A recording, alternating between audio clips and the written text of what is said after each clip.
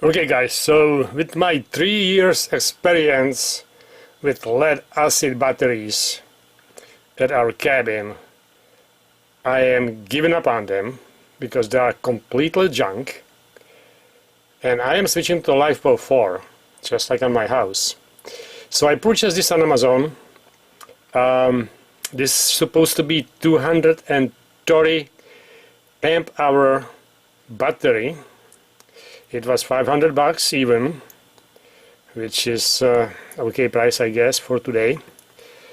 And I tested them, and they tested actually the weakest one exactly 230, and then the strongest one probably about 240, maybe 245. So they are not well matched. They are actually not matched at all, let's put it that way. But anyway, this is not about the batteries. This is more like about the refrigerator and how long full-size kitchen refrigerator will run on these batteries. They have been charged to 230 amp hours right now and balanced. I even have a little balancer, but that's not how I balance them. Just when they're gonna discharge, the balancer have to balance them. So I'm gonna turn on the full-size fridge, which is right here. It's a kitchen refrigerator. Okay. Right now it's off because it's plugged in to here, and it's a 1500 watt inverter which takes about 0.7 to 0.8 amps on its own. That should feed the refrigerator beautifully. And I got a little kilowatt easy thing here which will tell me how much power it used up, and also I'm gonna throw amp meter on this, and I'm just gonna, I know I don't have a BMS attached to it, okay, so don't hit me because of that. It's a temporary setup. I'm gonna really watch this thing. So anyway, I'm gonna turn it on. First I'm gonna get a meter just to see how much power we're gonna eat up here from the batteries once I turn it on. And also I have to mention the refrigerator is set not to run the defrost mode right now. Okay, so I really don't care about the defrost mode. It's only set to run. It would be nice to get a little, damn it, somehow, maybe like this. That should be okay. Alright, and let's turn this on, and we're gonna watch the meter, how that's gonna jump when it turns on.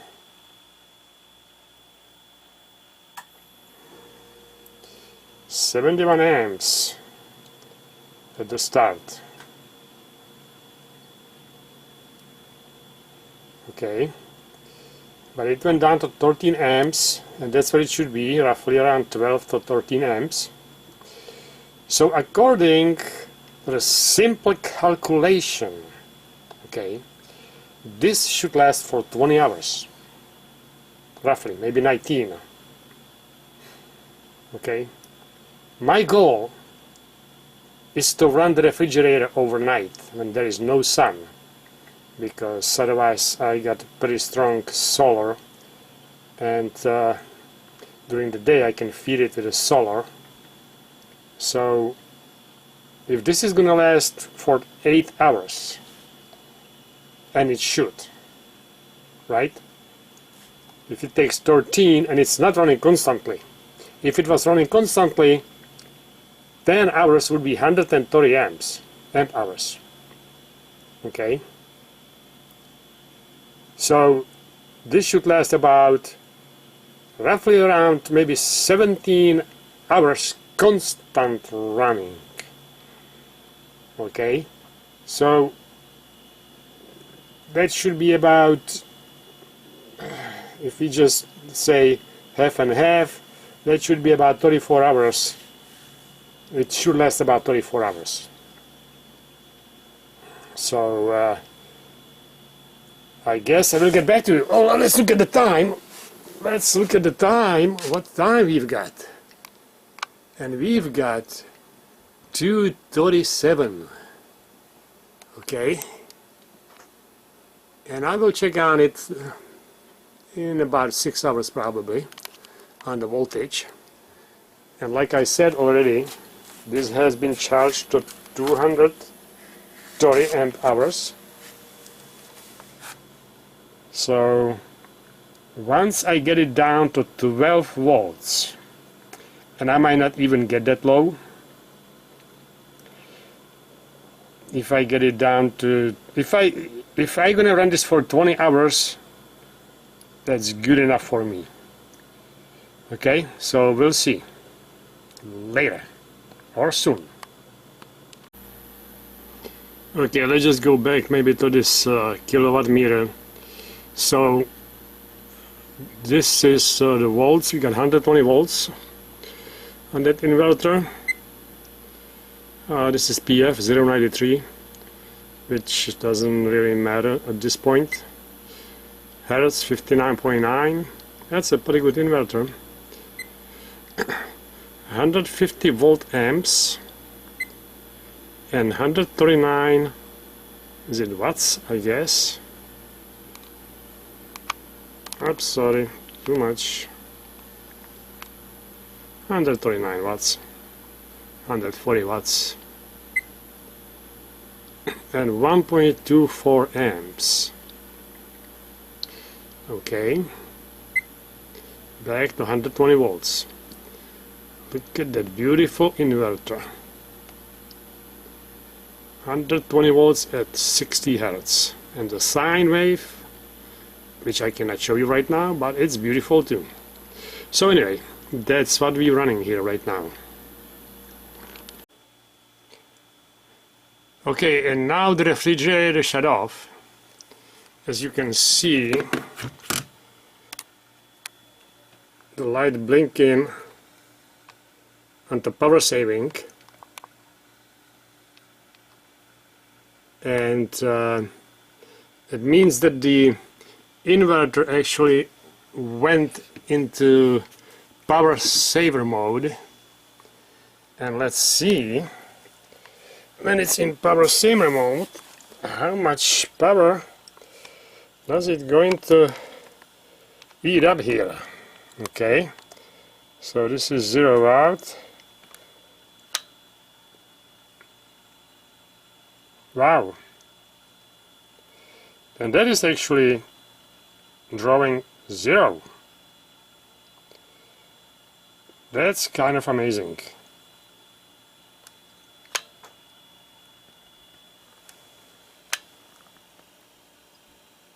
Okay, I'm on the both leads.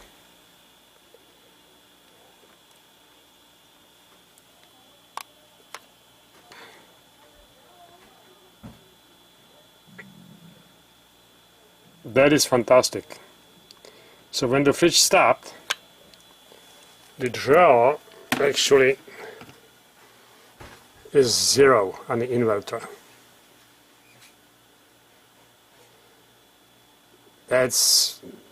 These are really good inverters, I have to tell you. I've been comparing those on my channel also, and I've been comparing them with Victron a lot, but these are just unbeatable. So if you want a good inverter, go power. And I'm not associated with this company whatsoever. Okay? I'm just saying those are really good inverters. Alright, I'll get back to you soon. maybe I should also mention the voltage. I completely forgot about that. The voltage on the battery right now, it's 13.29 volts. That's when the refrigerator is not running, and it's been about maybe 20 minutes, roughly 15-20 minutes since since we started. Okay, so it's been about a 6.5 hours roughly, okay, since we started, and refrigerator is running right now, and when it's running we have 13.21 volts, which before I didn't actually show that, but it was 13.27 when it was running. So it went down a little bit, but this is actually amazing because this little, let me zoom out, okay, this little battery bank, 230 amp hours supposedly, it's running the refrigerator longer than my 800 amp hours battery bank, which is lead acid, in my cabin. That's just unbelievable. Okay, so if you're still thinking, and you're not decided if you want to get lead acid or lithium ion or LiFePO4 batteries for your solar, don't even think about it. Okay, just you're gonna be really sorry if you're gonna buy a lead acid. Honestly, there is no comparison. Even when the lead acid was completely new, and they are about three years old right now, okay, so when they were completely new, they barely lasted 8 hours to run the refrigerator. Barely. And it was the same size of refrigerator, just a regular full-size refrigerator, you know. Let me see if there's a label here somewhere. Right there. There we go. Okay.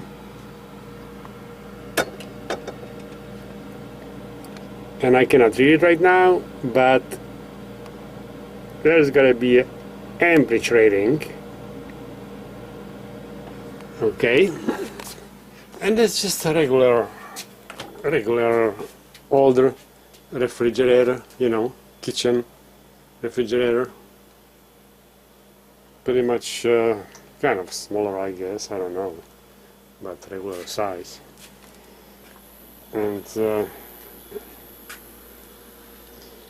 those batteries, those lead acid batteries, when they were brand new, they run this kind of refrigerator for about 8 hours before they died. So it was just barely overnight, pretty much. Just barely. Before they went down to 10.5 volts and the inverter was shut off. So this is just 6.5 hours, but I'm pretty confident that this is going to last overnight. Okay, and I did open the fridge frequently, like definitely more frequent than normal. So that fridge actually did have some kind of like traffic. And let's see, what is it drawing right now? 12.2, 12.3, that's normal. It's gonna go up as the voltage goes down, but this is about right. Okay, So I'm gonna leave this overnight, and I'll check back in the morning. Okay, 13 to 1 when it's running. It's going to be probably 13 to 3 to 4 when it's not running. But you know, let's see in the morning. So I'll get back to you. Okay guys, so it's been 1 day and 3.5 hours or 4.5 hours. Something like that. I don't know exactly. Can't count it that well right now. But anyway, it's been more than 24 hours. It's been about 28 hours at least. And this little puppy is working pretty well. The refrigerator right now, it's not working because that inverter is in a safe mode, as you can see. Okay, power saving is blinking. So let's go check the voltage on battery.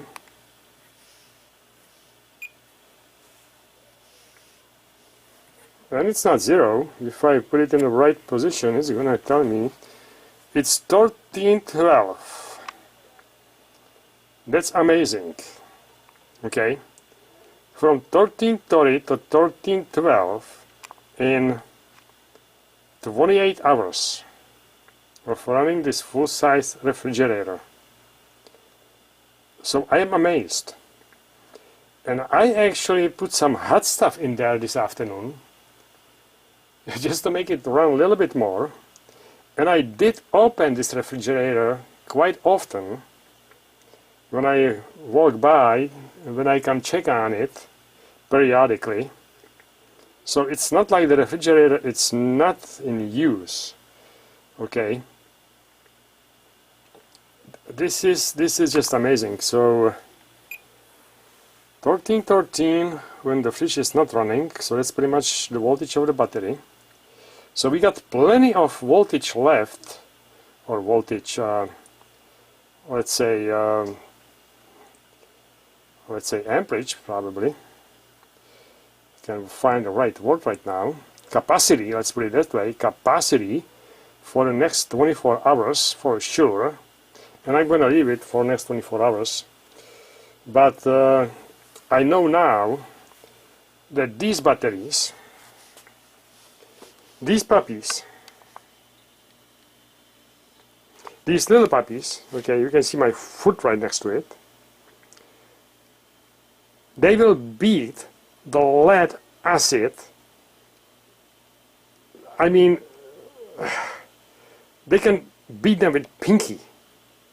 Okay, there is no comparison. If I'm gonna take one 200 amp lead acid battery and I'm gonna try to run this refrigerator on it, it's gonna be dead in 2 hours. Okay, I can pretty much guarantee you, because my 4 batteries are dead in 5 or 6 hours. So it's going to be dead in less than 2 hours. And the refrigerator just kicked in. So we can check the voltage under load. And it's 13.8 volts. That's under the load, so that's not exactly the voltage of the battery. But anyway, I'll get back to you tomorrow. Okay, so it's been exactly, I believe, 50 hours. 2:30, 3:30, 4:30, okay. And the refrigerator went through one defrost cycle in the meantime. And this puppy is still holding. That is amazing. So, what we have, okay, the refrigerator is not running right now. It's 4.6 degrees Celsius inside, and we have 12.72 volts when the fridge is not running. So this is actually the voltage of the battery right now, and that's really good. I was actually under impression that in 48 hours we're going to be down to 12 volts, but I am sure we still have like another day on this battery to run the fridge. So we could run the fridge for about 3 days. It went down pretty much 0.3 volts each day. So if you run it down another day, it's going to go down most likely to 12.4, maybe 12.3, because the curve, as we know, when you get down to the 12 volts, it's going to come down a little bit sharper. But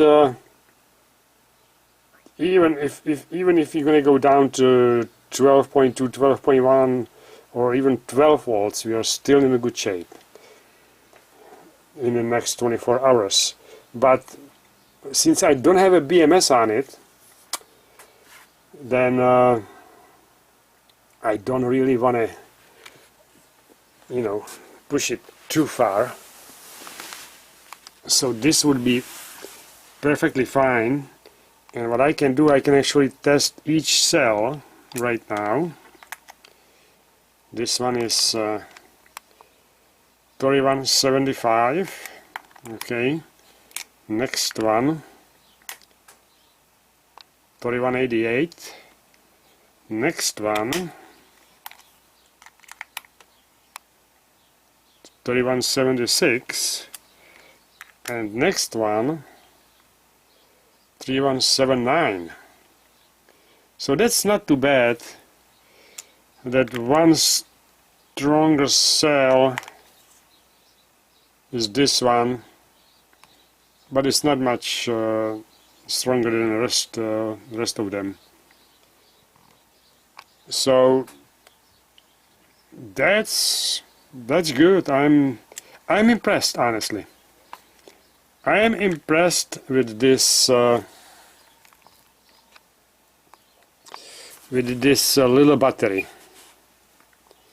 Okay, you just have to see the battery bank that I have at my cabin for 200 amps lead acid deep cycle batteries.